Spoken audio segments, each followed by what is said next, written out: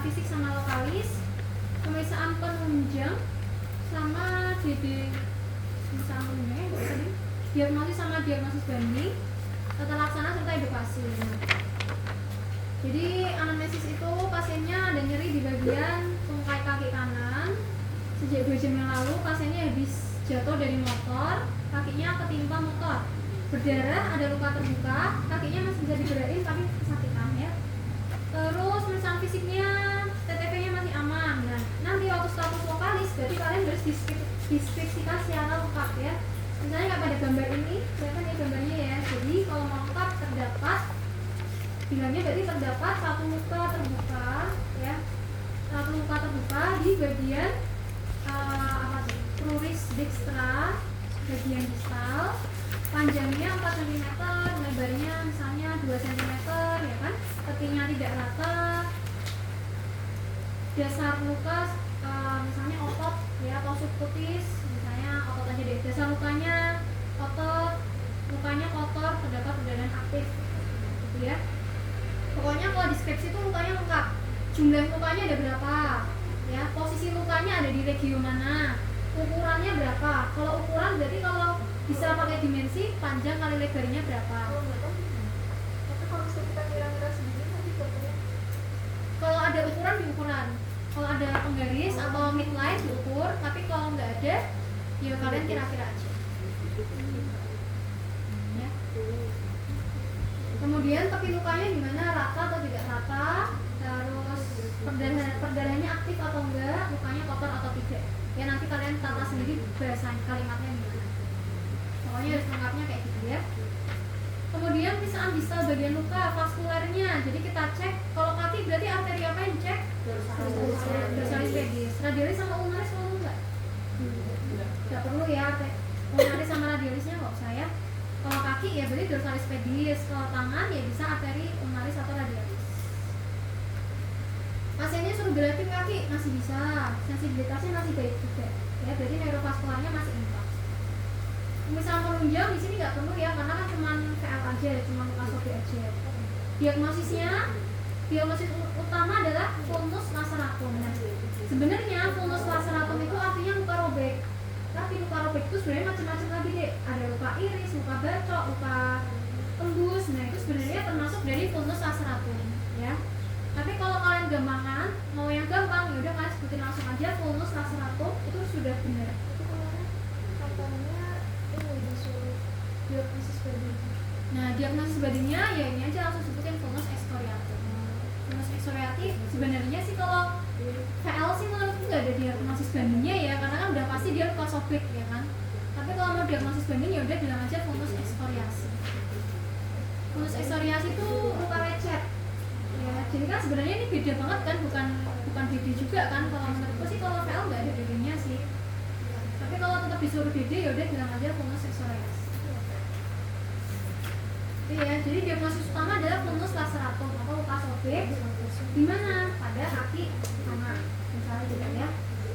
Terapinya, jadi kalau terapi awal berarti nanti ada social toilet, wound toilet, sama tentu aja kalian harus hacking luka ya, dijahit lukanya. Pertama social toilet, jadi kalau misalnya ada luka, kita kan udah tadi deskripsiin ya, kita mau tindakan nih, berarti sama kayak biasa, kita bilang ke pasiennya dulu, Mas nanti akan kita bersihkan dan kita jahit daerah lukanya ya, nanti akan dikasih anestesi, jadi nyerinya akan berkurang. Apakah bersedia? Jika bersedia bisa tiduran, mohon kerjasamanya, saya akan cuci tangan dan mempersiapkan alat gitu ya. Alatnya kalau misalnya pertama kan social toilet, jadi kita bersihin itu pakai botol NaCl ya, terus kita siapin juga sih bengkoknya untuk nanti tampung air kotor. Kemudian kalau ada anestesi biasanya sih ampulnya letaknya di non steril ya deh. Kalau misalnya letaknya di non steril berarti kalian boleh protect dulu, nanti ditaruh lagi di tempatnya ya. Kapan sih kalian ngambil ini? Nanti kalau saya udah cuci tangan pakai handscoon, kalian baru boleh megang spare ya. Narik anestesinya boleh nanti pakai sarung tangan yang kiri, misalnya nggak pakai, yang kanan pakai ya. Kalian langsung aspirasi gini boleh, atau kalau misalnya ada asisten, kalian boleh minta tolong asisten untuk ngambil anestesi di balik gini. Nanti kalau posisi kalian udah pakai handscoon kanan kiri ya, nanti kalian tinggal ngambil ini sambil dibantu asisten kemudian apa namanya benang jahit. Benang jahit itu macam-macam. Yang hitam kayak gini namanya silk. Silk itu dia berarti khusus untuk daerah kulit luar karena dia non absorbable. Jadi kita akan ngambil benangnya ini. Ya, biasanya dia warnanya hitam kayak gini. Silk ya. Terus kalau untuk bagian yang dalam misalnya subcutis atau daerah otot nanti pakainya yang absorbable. Jadi pakainya yang catgut. Ya, ada yang plain sama ada yang cropping. Nanti tergantung posisinya di otot atau di subcutis. Jadi pakainya catgut. Kalau luar pakainya yang silk yang hitam kayak gini. Tapi kalau yang dalam pakainya yang catgut. Ya, jadi kalau dalam kan nggak perlu diambil lagi karena dia akan menyerap. Kemudian, nah kalau posisi masih bungkusan kayak gini, itu tuh posisinya adalah non steril, ya. Jadi kalau misalnya dia masih kumpul kayak gini, biasanya dia posisinya di non steril. Kapan dia steril? Jadi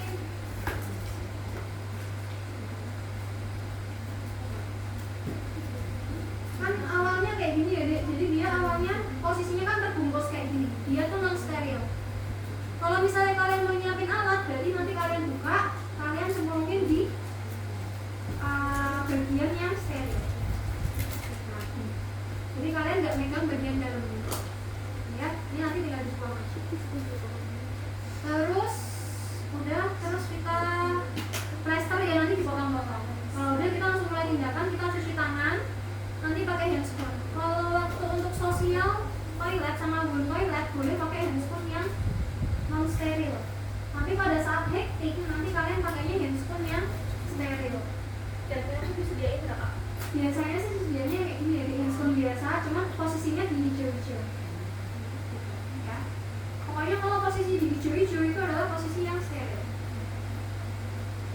Nah dari luka ini kita wound toilet, sosial toilet dulu. Berarti kita pakai sikat, biasanya sih ada sikatnya, cuma kita nggak punya ya. Baca ini sikat ya. Jadi pakai sikat sambil kita irigasi pakai NaCl. Jadi kita irigasi pakai NaCl sambil kita sikat-sikat untuk bersihin pasir-pasirnya mungkin ya, pasir-pasirnya. Kalau udah, terus kita ganti handscoon, nanti cuci tangan lagi pakai handscoon yang non steril yang baru. Kita lakukan untuk yang wound toilet.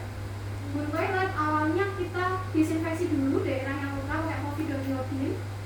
Ingat-ingat kalau desinfeksi itu dari tengah terus ke perifer, ya, dari tengah ke perifer. Setelah itu nanti kita buang cup yang kotor, terus kita ambil anestesi. Anestesi kalau ini kan udah pakai handphone semua ya, Dek.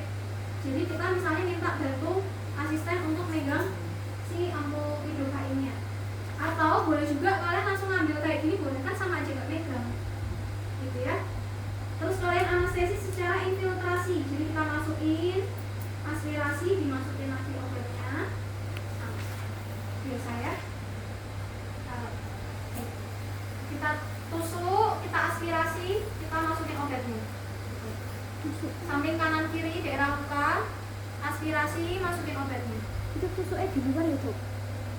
Daerah yang luka deh, samping mukanya. Berapa titik?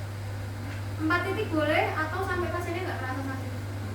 Biasanya sih ujung-ujungnya dulu. Misalnya lukanya sepanjang ini, berarti ujung-ujungnya dulu sama nanti tengahnya. Kalau memang panjang banget lukanya, ya kita masukin, terus kita aspirasi, pastikan nggak ada darahnya. Kita masukin lagi, aspirasi sambil agak kita tarik, ya. Kalau udah, nanti sambil kita tunggu sampai pasiennya nggak terasa sakit. Boleh nanti sambil kalian coba pakai kayak pinset, dicubit-cubit, masih kerasa sakit atau enggak. Biasanya sih tetap terasa, cuma tidak sakit. Nah, itu berarti sudah normal. Apa udah terasa biusnya ya. Kalau udah, terus kita tutup, kita bersihkan lagi pakai kasa gitu ya. Kita lakukan yang namanya wound toilet. Jadi kita bersihin sambil kita potong-potong kulitnya yang mungkin masih ada yang robek-robek. Kita potong pakai gunting ya. Kita potong-potong sampai bersih. Jadi kulitnya nanti rapi waktu kita jahit. Ya, biasanya kan kalau sobek VL yang besar itu kan kulitnya irregular ya. Kulitnya kayak sobek-sobek gitu. Sambil kita potong, kita rapikan. Boleh nanti sambil disikat-sikat lagi. Kan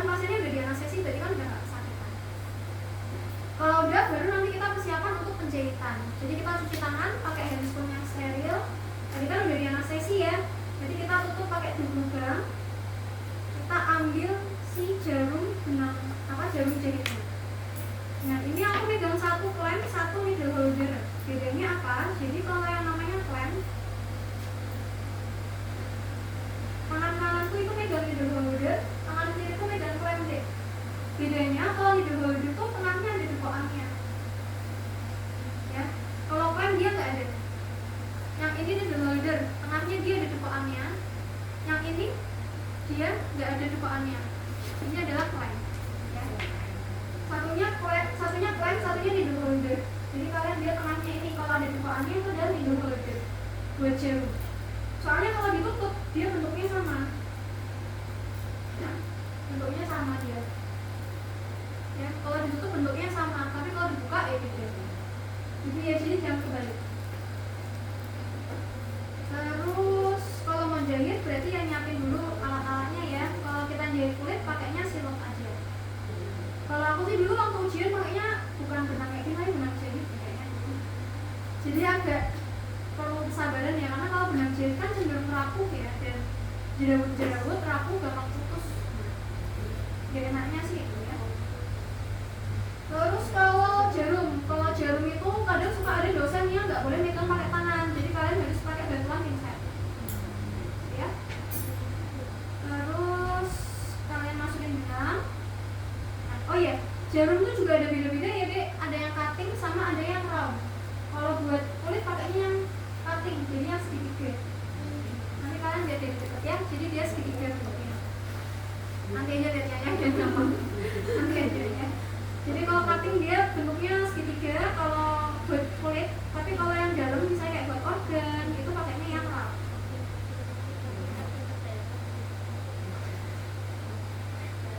Ya kalau udah siap nanti tinggal jahit aja. Kalau dulu sih kayaknya 2 simpul deh kulitnya.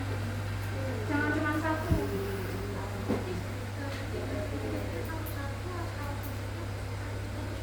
Terus putus, simpel interrupt.